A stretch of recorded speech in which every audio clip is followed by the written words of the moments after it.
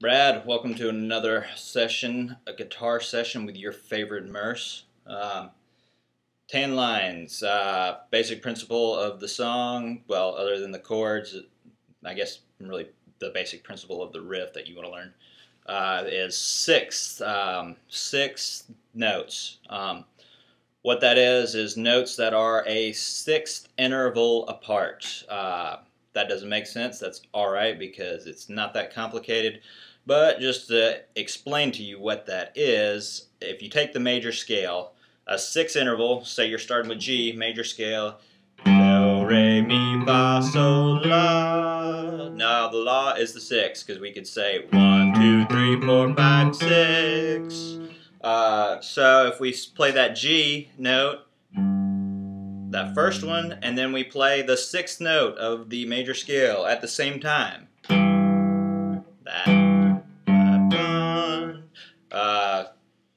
There's little mnemonic things you can do to remember them. Like my Bonnie lies over the ocean. My Bonnie lies over... Yeah, anyways.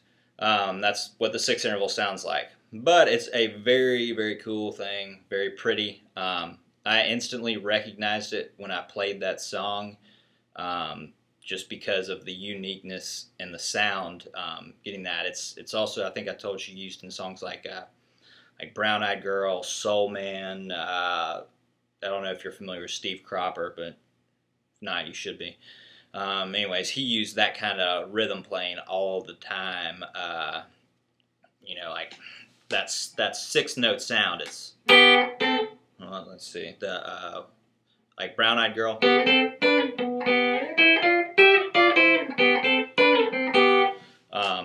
Those are all six notes, or six intervals. They're sixths, and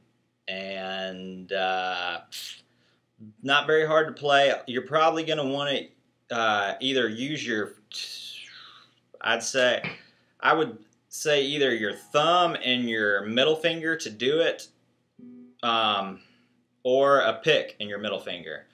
I usually opt for the pick because I don't do a whole lot of just finger style. So, let's see, I'm using the pick and the middle finger. Alright, these chords are these six notes. What they're doing is they're essentially playing part of a chord. So if you take your G bar chord right here, your six notes that you can get for that are the middle finger, where you put your middle finger down, and then that is on the third string, and then third string, fourth fret, and then your pointer finger on the third fret, first string. So I don't know if you can see that, right? And again, we're playing those notes at the same time. So the reason this is good to know is not just for this song, but you're playing along and you've got that shape associated with G chord. You're playing a song in G, C, and D. G.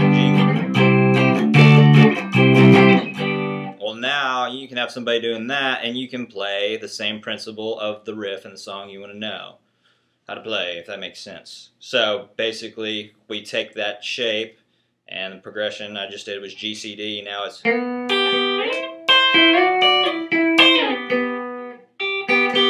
there's all different kinds of little combinations or whatever. Okay, so enough bullshit. You want to learn how to play this song, you're not listening to me ramble.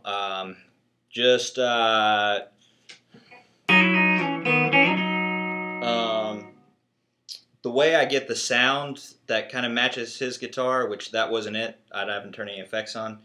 If you're playing on a Telecaster, I'd go with the middle pickup and reverb, delay, and maybe a little bit of distortion. So now adding those on, then you get a more closer sound to what he's doing. I can't copy it exactly. I don't even think the right pedals to do it, but I got what I thought to be a pretty close sound. So.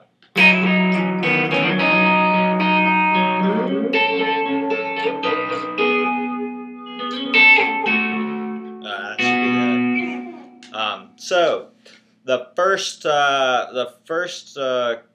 little six we're playing, and I showed you the G chord before, how we did it on the first string and the third string. The 6 notes are always going to be 2 strings apart, or they'll have a string between them when you're playing them, and that's kind of what gives them that melodic sound. The song Tan Lines, he's using 6 notes all on the 2nd and the 4th string. And the first chord, that B chord, what we're doing is we're basically using, you got your B chord right here. We're using the note of the B chord on the 4th string and the note on the 2nd string. Like I said, these are all going to be on the 4th and the 2nd string. So what you can do, start off that first little part. I would use your middle finger and your ring finger. That's the easiest way, I think, to play and the most economical. So you're going to play those at the same time. And then hammer on with the pinky right below the ring finger. I don't know if you can see that. Hopefully you can. So we'll do that. And what we're doing is, you may have to listen to it closer to get the exact riff he's doing, but this is the general gist of it. Hammering on with the pinky, and then moving that same exact shape back up to where your A chord would be. And then we're going to do the G, excuse me, alright, I'm bad at explaining, but we've got this so far. And you're going to put your pointer finger right on the 4th string on the 1st fret. And play, again, the 4th and the 2nd string. So all together.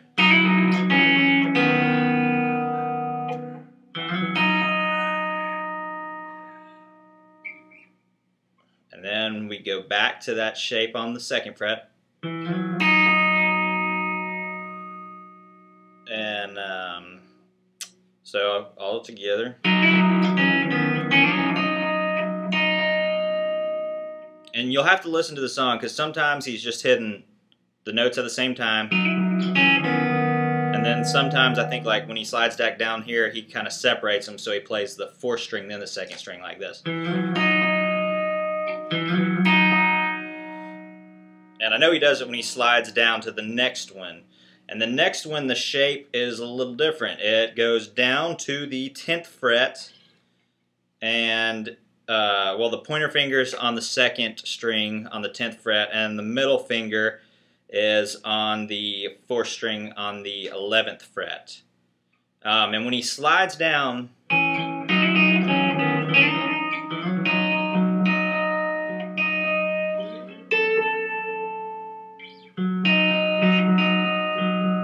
so when you're sliding down, you'll kind of,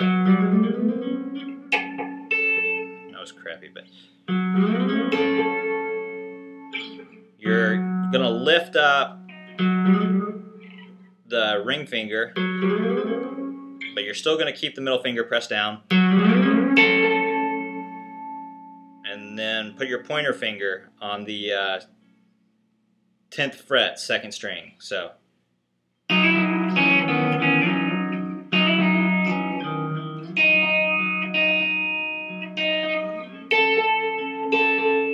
we've got that shape, and the next thing we do is we slide that down 2 frets.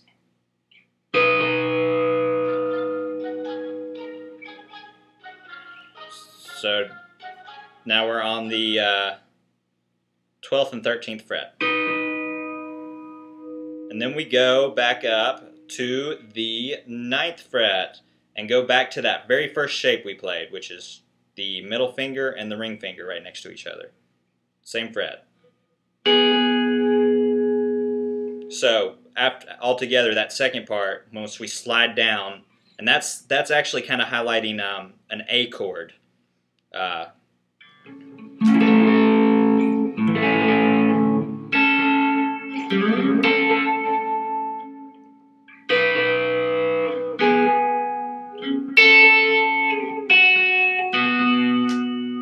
And this is the only time I think he gets away from those 6 notes. So after he goes, slide 2 frets down, back to the 9th fret with our original shape, then back to that 10th and 11th fret, and the last shape is, we're still on the 2nd and 4th strings, but instead of it being like this, we're going to actually skip 2 frets. So you've got your pointer finger on the 2nd string on the 7th fret, and then you've got your ring finger on the 4th string, 9th fret. And that's the last note. So hopefully that made sense. I'll play it slow for you, and you can go along with this. And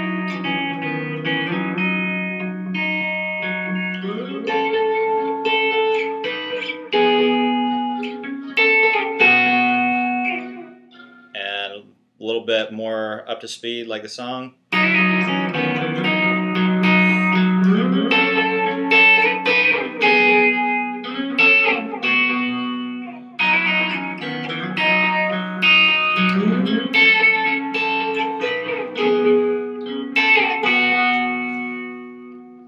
I think you know the chords. The only thing I noticed about the rhythm and chord playing was I noticed one of the guitar players, which I watched a video and it looked like they might have had like 3 or 4, but I heard that one of them was when they were playing that A, they like to make that reach down to this bar chord right here, but they're playing it, that A, open A, and then they're using their pinky to hit those notes from the A bar chord down here, give it a little higher sound. So I can't remember.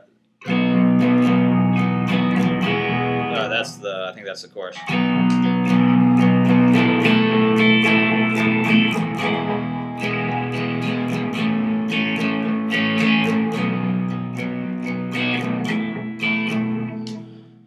Maybe I heard that, I don't know. But anyways, it's a cool way to play an A chord, if nothing else, instead of just your basic.